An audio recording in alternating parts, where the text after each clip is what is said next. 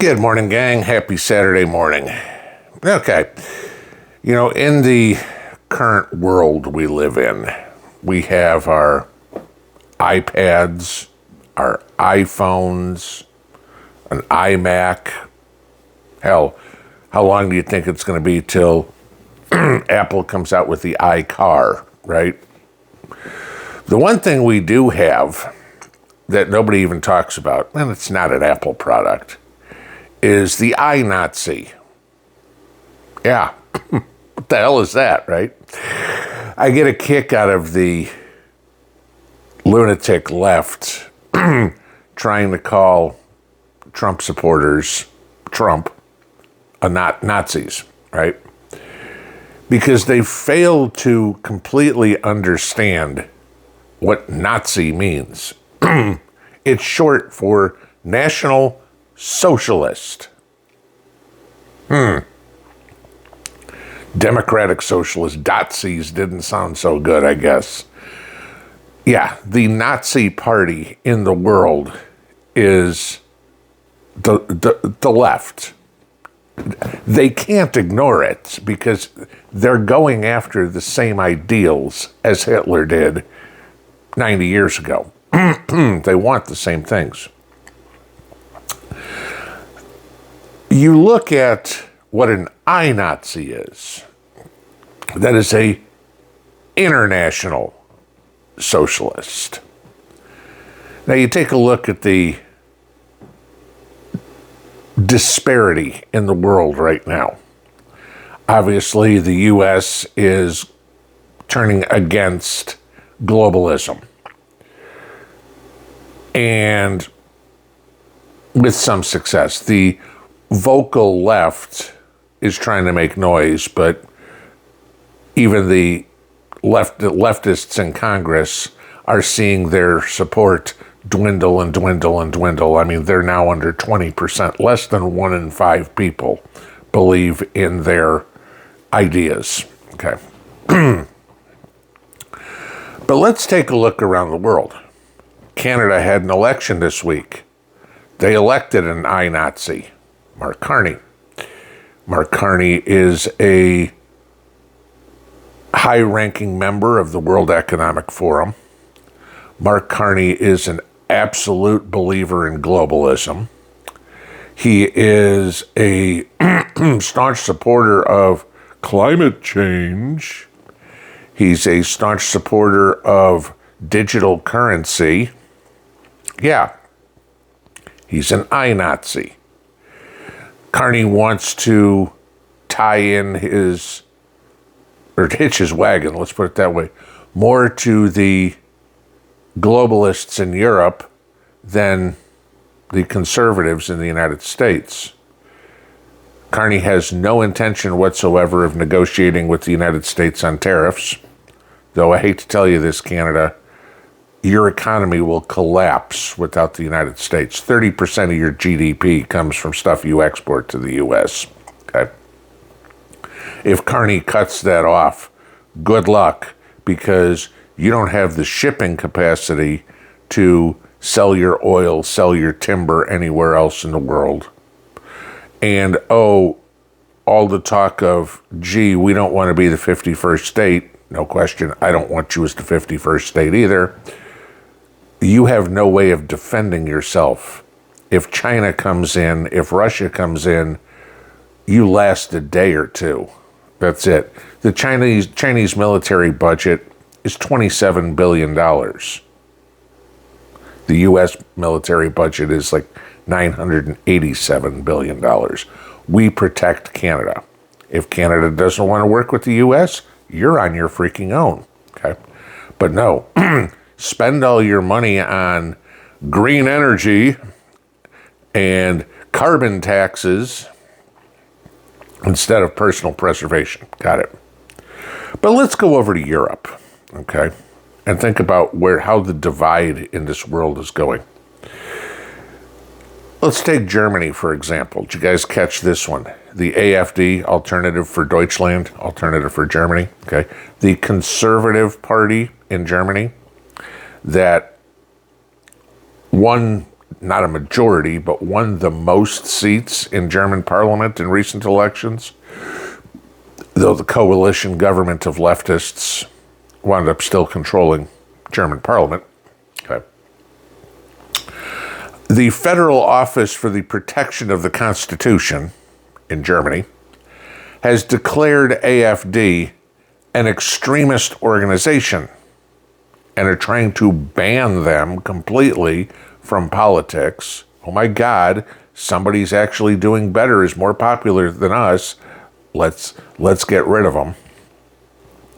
Let's call them an extremist organization. Hell, let's call them terrorists, because, you know, there's a whole lot of AfD personnel throwing paint on works of art or gluing their hands to the street, right? Firebombing businesses. Got it. Okay. They're the extremists, the terrorists. You know what the rationale was for the Office of Protection of the Constitution to declare AfD an extremist organization? It's that the conservatives in Germany don't want to accept the invasion of the Muslims and don't want to accept them as Germans.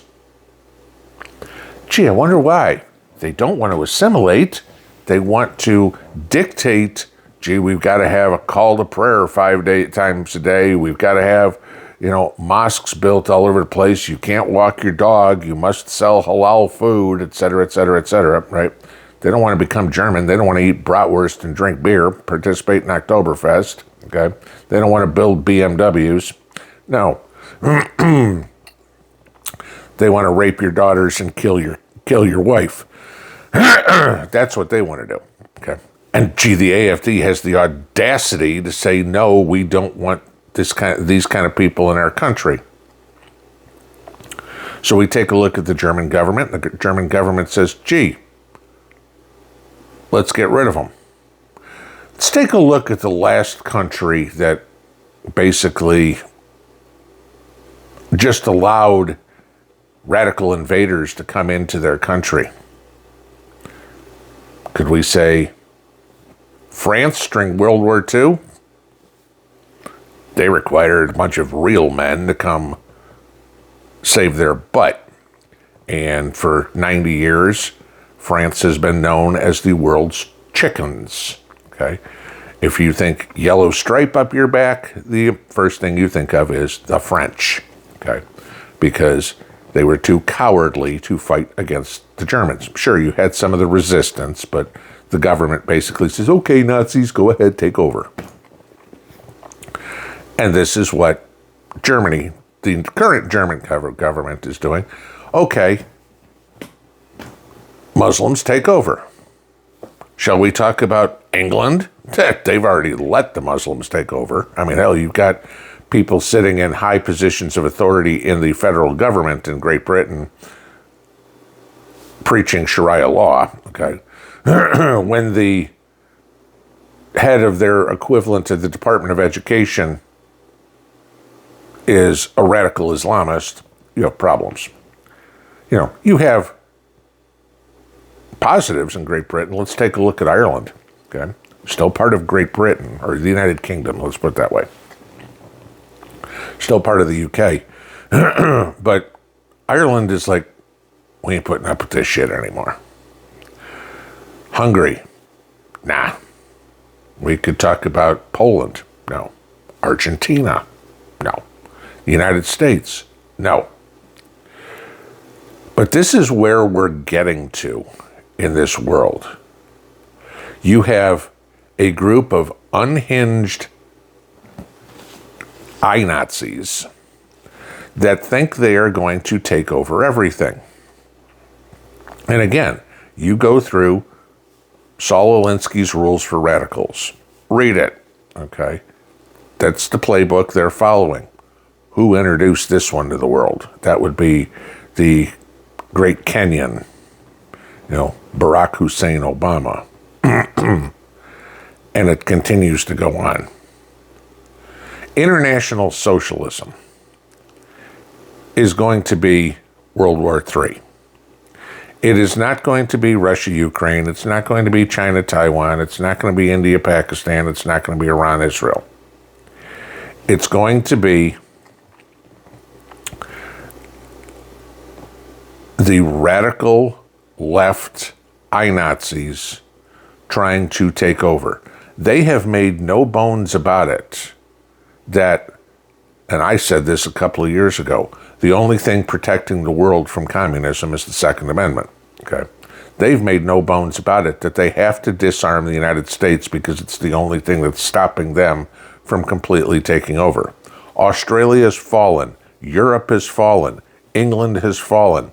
What do they all have in common? Gee, none of them are armed. None of them can fight back. A dictatorial, fascist group like I-Nazis can easily take over when the people can't fight back. How did Hitler do it? Hitler disarmed the population. Then Hitler went through and said, you're a Jew, you're a gypsy, you're a Slav, blah, blah, blah, blah, blah. Off, get on the train. And that's the same idea they have. That's the battle we're going to fight. The people that believe in climate change, a one world government. I mean, really, how anybody can believe in a one world government, I have no idea. Please show me the similarities that the North Koreans have with the Texans. Please, okay? But they're all going to come together under one supreme leader. Got it, okay? Who's that going to be? Kim Jong-un? Vladimir Putin, maybe. I don't know. Maybe we could get another Saddam Hussein, a Pol Pot. I don't know. Maybe we could have another Adolf Hitler. Klaus Schwab has resigned, so, we'll have to find a new one to walk in the footsteps of Hitler for the World Economic Forum. But this is where the world is headed. This is what you need to pay attention to. It's going to be an ideological battle.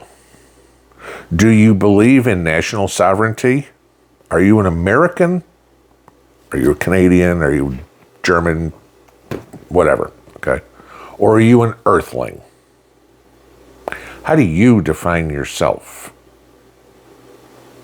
I've never thought of myself as an earthling. Always thought of myself as an American, okay? That won't change. There's a lot of people out there who will never let this country fall. And that's a good thing. But the day that the Mark Carneys or the Olaf Scholzes come through and start dictating to us what we have to do, that's the day that the Second Amendment, the real reason it was written, needs to be activated. Pinball out.